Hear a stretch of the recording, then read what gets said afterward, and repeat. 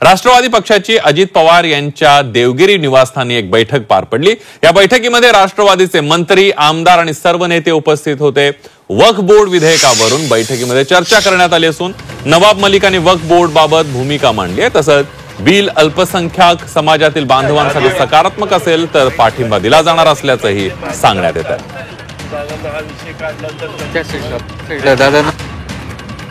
आजच्या बैठकीमध्ये प्रामुख्याने सदस्य नोंदणी अभियान राबवण्यासंदर्भात अजितदादांनी मार्गदर्शन केलेले आहे। त्याचबरोबर राष्ट्रवादी काँग्रेस पक्षाकडनं 1 मे रोजी महाराष्ट्र महोत्सव जो साजरा करणार आहे त्या महोत्सवाचं महाराष्ट्रभर कशा पद्धतीने उपक्रम राबवायचे त्याची माहिती अजितदादा पवार यांनी आमदारांच्या बैठकीमध्ये दिलेली आहे।